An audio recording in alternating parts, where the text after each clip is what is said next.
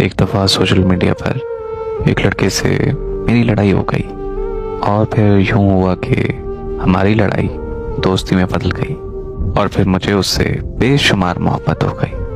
मैंने उससे अपनी मोहब्बत का इजहार किया तो उसने मुझसे ये बोला कि तुम साबित करो कि तुम मुझसे वाकई मोहब्बत करती हो। तो मैंने अपने बाजू पर ब्लेड से कट लगा लिए तो फिर उसने भी अपनी मोहब्बत का इजहार कर दिया। हम दोनों साथ में बहुत खुश रहने लगे और फिर उसने जब मुझे बताया कि वो अपने घर हमारी शादी की बात कर चुका है तो मैं बहुत खुश हुई कि हमारी मोहब्बत निकाह के पाक रिश्ते में बंध जाएगी। मेरे घर जब पता चला तो मेरे घर वालों ने उसे कॉल की पर उसने साफ साफ इनकार कर दिया कि वो मुझसे शादी नहीं कर सकता। मेरे घर वाले मुझ पर बहुत गुस्सा हुए। मेरे घर वालों ने मुझसे मेरा मोबाइल ले लिया, मेरा कॉलेज जाना भी बंद कर दिया।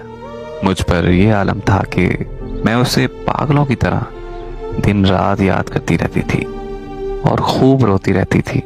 फिर काफ़ी अरसे के बाद मुझे उससे राब्ता करने का मौका मिला। मैंने उससे बात की तो ऐसा लगा कि मैं शायद उसे याद भी नहीं हूँ। फिर उसने बोला कि तब मैं कम उम्र था, इसी वजह से डर गया था।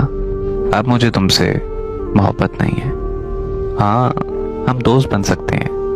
मैं उसकी ये बातें सुनकर बहुत रोई कि जिसकी मोहब्बत में मैं दिन रात तड़प रही हूँ आज वो मुझसे प्यार ही नहीं करता। करती भी तो आखिर क्या, मैं उसके बगैर नहीं रह सकती थी।